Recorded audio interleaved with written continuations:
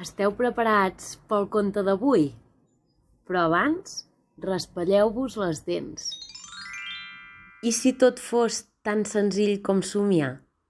Somiar, imaginar com a possible o realitzable alguna cosa que no és d'esperar, de molt difícil realització.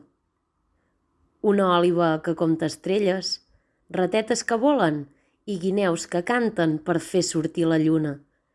Deixa que et vingui la son, deixa que et vingui la imaginació i potser, així, tornaràs a ser un nen. Deveu pensar que aquest és un terrat normal, oi? Doncs no, aquest terrat és màgic.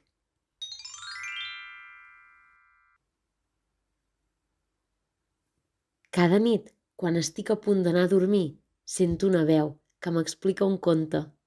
De vegades em venen a veure unes granotes llefiscoses, d'altres una cria de pantera que vol ser groga com el sol. De tant en tant em ve veure una òliba que li encanta menjar formatge i, si no, unes ratetes petites que volen aprendre a volar.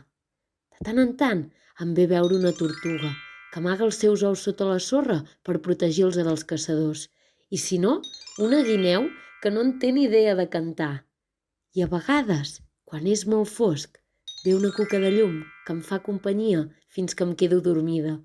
Voleu saber què és el que em diuen? Ara us ho explico.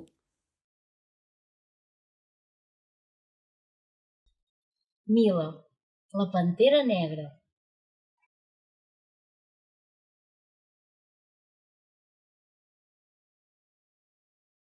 En una jungla espessa, dins dels boscos de l'Amazones, van néixer 3 cadells de jaguar, el Tro, la Mila i la Mel. La seva mare els contemplava orgullosa. El pèl groc com el sol i les taques negres per tota la pell i el ventre blanc quan s'estiraven de panxa en l'aire. Però alguna cosa va canviar quan es va fixar en la Mila. «Tu també ho has vist?», va dir un mono que collia plàtans. «Aquest jaguar serà ben estrany», va continuar un altre mico. La mare dels 3 cadells va fer veure que no el sentia, però els altres animals ja ho havien vist. La Mila era completament negra. Els cadells de jaguar, quan neixen, són cecs. Però què faran els seus germans quan vegin que la Mila és negra? Preguntava l'elefant mentre refrescava el riu. Al cap d'uns mesos, la Mel, la Mila i el Tro van començar a veure-hi. «Per què tothom em mira diferent?», va preguntar la Mila. La seva mare els va portar al riu perquè la Mila es pogués emmirallar a l'aigua. Enfilats sobre unes pedres, es miraven estranyats. «Oh!», va fer la Mila, «tinc tot el pèl de color negre». La Mila volia ser groga com els seus germans i va començar a pensar solucions.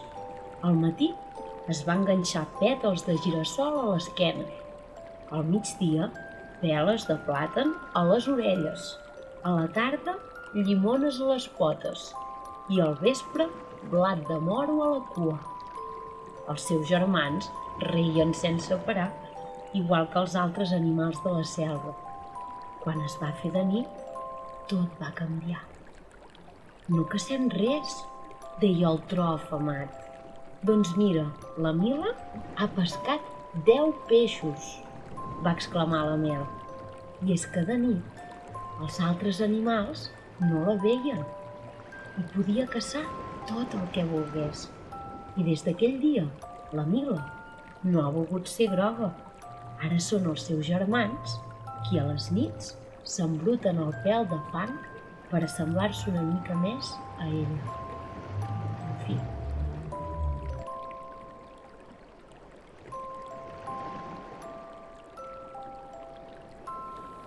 I vet aquí una tortuga, vet aquí una guineu, que aquest conte ja diu adéu. Vet aquí una pantera, vet aquí un ratolí, que ja és hora d'anar a dormir.